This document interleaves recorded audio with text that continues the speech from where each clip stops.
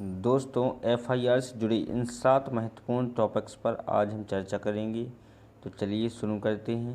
पहला, जब पुलिस को किसी संज्ञेय अपराध कॉग्निजेबल ऑफेंस की जानकारी मिलती है, उसके बाद वो जो सबसे पहले लिखित डॉक्यूमेंट तैयार करते हैं उसे ही फर्स्ट इन्फॉर्मेशन रिपोर्ट यानी एफआईआर कहते हैं। इसके नाम से ही पता चल रहा है कि जब पुलिस को किसी वारदात की पहले जानकारी मिलती है, एफआईआर उसकी पहली रिपोर्ट होती है। यह आमतौर पर किसी पीड़ित द्वारा शिकायत के बाद लिखी गई रिपोर्ट होती है। कोई भी व्यक्ति पुलिस से अपने साथ या करीबियों के साथ हुए अपराध की शिकायत मौखिक या लिखित रूप में कर सकता है। पुलिस से कॉल के जरिए भी शिकायत की जा सकती है। संज्ञेय अपराध में पुलिस के पास किसी व्यक्ति को गिरफ्तार करने का अधिकार होता है। वे मामले की जांच करने के लिए भी अधिकृत होते हैं। इसके लिए उन्हें कोर्ट से अनुमति लेने की ज़रूरत नहीं होती है। असंज्ञेय अपराध में पुलिस के पास न तो किसी व्यक्ति को गिरफ्तार करने का अधिकार होता है और न ही वे मामले की जांच कर सकते हैं। अब हमारा दूसरा टॉपिक है एफआईआर का क्या महत्व है। किसी भी अपराध या वारदात की जांच में एफआईआर सबसे ज़रूरी डॉक्यूमेंट होता है, क्योंकि आगे की कानूनी कार्रवाई इसी के आधार पर की जाती है। एफआईआर लिखने के बाद ही पुलिस मामले की जांच शुरू करती है। अब हमारा अगला टॉपिक है कौन फाइल करा सकता है एफआईआर। तो दोस्तों, अगर किसी भी व्यक्ति के पास किसी संज्ञेय वारदात की जानकारी है, वो नज़दीकी पुलिस स्टेशन में एफआईआर दर्ज करा सकता है। ऐसा ज़रूरी है कि जिसके साथ वारदात हुई है वही व्यक्ति एफआईआर दर्ज कराएगा। अगर किसी पुलिस अधिकारी को संज्ञेय अपराध की जानकारी मिलती है तो वो भी खुद एफआईआर फाइल कर सकता है।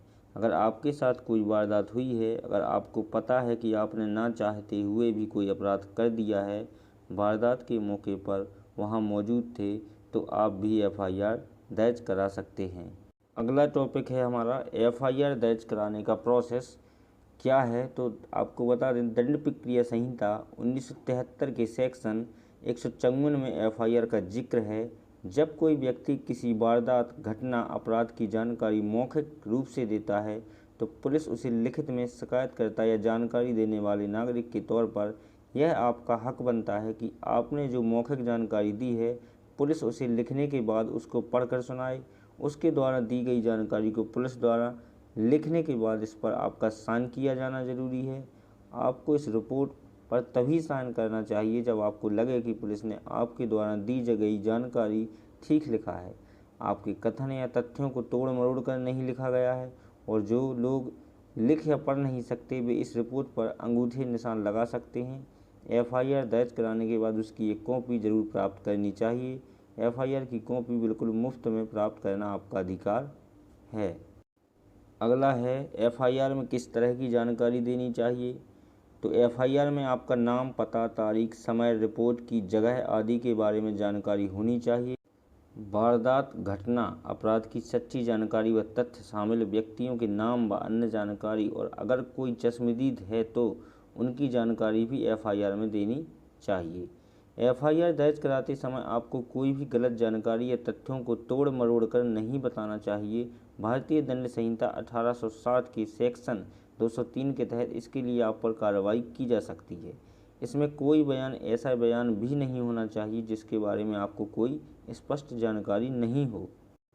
अगला टॉपिक है हमारा, अगर आपका एफआईआर दर्ज नहीं किया जा रहा है तो उस स्थिति में आप क्या करें। अगर पुलिस स्टेशन में आपका एफआईआर दर्ज नहीं किया जा रहा है तो आप पुलिस सुपरिटेंडेंट, एसपी या उसमें से ऊपर deputy inspector general of police, DIG, और inspector general of police, IG से शिकायत कर सकते हैं। आप इन अधिकारियों को अपनी शिकायत लिखित रूप में पोस्ट के जरिए भेज सकते हैं। वे अपने स्तर पर इस मामले की जांच करेंगे या जांच का निर्देश देंगे। आप चाहे तो प्राइवेट स्तर पर अधिकार क्षेत्र में आने वाले कोर्ट में भी इसकी शिकायत कर सकते हैं। हमारा अंतिम टॉपिक है एफआईआर दर्ज कराने के बाद भी पुलिस कब मामले की जांच नहीं करती है। तो तो आपको बता दें, एफआईआर दर्ज कराने के बाद पुलिस मामले की जांच तब तक नहीं करती जब केस बहुत गंभीर न हो या पुलिस को लगे कि उक्त मामले की जांच के लिए कोई पर्याप्त कारण नहीं है। हालांकि इसके लिए पुलिस को रिकॉर्ड करना होता है कि वो क्यों इस मामले की जांच नहीं कर रही है। उन्हें इस बारे में आपको जानकारी भी देनी होगी कि मामला क्या है। इसी प्रकार की और कानूनी जानकारियाँ लेने के लिए जुड़े रहें चैनल से।